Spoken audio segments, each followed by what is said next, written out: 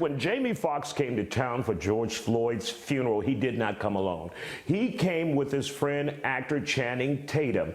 And Tatum says he felt like it was his responsibility to come and attend the funeral services for Mr. Floyd. He said he's still trying to figure out exactly what he should do about the racism and the police brutality in the world. We also talked to him about his own white privilege in this exclusive interview. I have a daughter, and to watch, I was sitting behind Mr. Floyd's daughter today, and I just couldn't get my daughter out of my head, and just, you know, her saying, "My daddy changed the world," and you know, to know that his daughter knows what kind of magic that her father held was so moving that I don't even have words for it. I guess the last thing that's really simple, and I hope it doesn't come out wrong. Reverend Al Sharpton gave a unbelievably powerful speech today, and one of the simple stories that he said today was just a story from the Bible of a man that was laying by the side of the road that was beaten and broken, and there were passerbys, and then a good Samaritan helped him and nursed him back to health. And Reverend Al Sharpton said he didn't want to be a passerby, and that's why he was there. And that's what I think the clearest that I can be is I just don't want to be a passerby. Can you remember what your thoughts were when you first saw that video 2 weeks ago, like every one of us? Rage. I mean, sick. It was, I couldn't even, I don't think I could process it. It was, I think we've seen so many videos that are horrible and of this kind that you think that, you know, that this was just going to be another one, but it wasn't.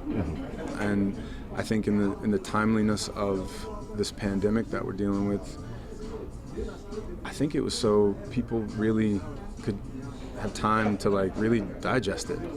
There certain parts of their lives maybe aren't so hectic and so loud that they could actually they had to pay attention, and whether that was God putting it on the stage, on the main stage for a reason or what, I don't know, but I know that it has moved more people to really call to look at themselves in the white community, and I think in a lot of communities that maybe wouldn't have paid attention because their lives are hard. There's a lot going on in everybody's day to day, but I've never seen it this. I've never seen some of my friends that aren't really attuned to anything that's going on politically like this, calling me and being like, man, and wanting to have conversations, very deep and hard conversations and self-realizations, and it's been extraordinarily eye-opening, I think, for me.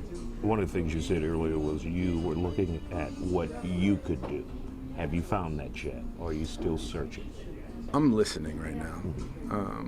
I don't think I've found it. I think just the fact that I've found the idea that I know I'm going to be more involved and help on any level that I can possibly find. I think that's probably the discovery that I think I've, like a lot of people that is white and privileged, I think has not known exactly how or what to do or what to say, and now you just have to try. You got to do something now.